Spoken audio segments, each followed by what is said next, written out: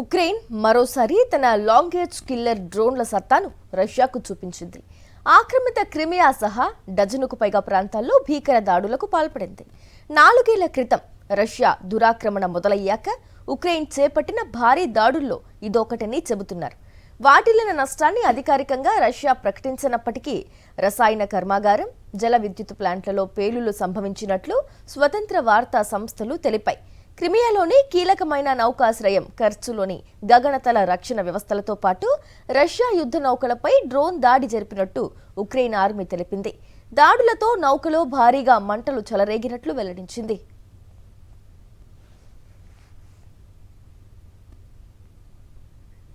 రాజధాని మాస్కో దిశగా దూసుకొచ్చిన 47 డ్రోన్లను కూల్చివేశామని అధికారులు తెలిపారు.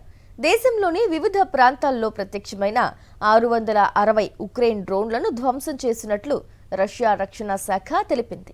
శాంతి చర్చల దిశగా రష్యాపై ఒత్తిడి పెంచేందుకు ఉక్రెయిన్ అధ్యక్షుడు జెలెన్స్కీ తన 40 రోజుల ఆపరేషన్ను ప్రకటించిన కొద్ది గంటల్లోనే రష్యాపై డ్రోన్ దండును వదలడం చర్చనీయాంశంగా మారింది. రష్యా లోతట్టు ప్రాంతాల్లో ఉన్న ఇంధన, చమురు కేంద్రాలే లక్ష్యంగా చేసుకుని ఉక్రెయిన్ చేసిన దాడులు తీవ్ర ప్రభావం చూపాయి. మరిన్ని అప్డేట్స్ కోసం ఛానల్ ను సబ్స్క్రైబ్ చేయండి. నోటిఫికేషన్స్ కోసం బెల్ ఐకాన్ పై క్లిక్ చేయండి.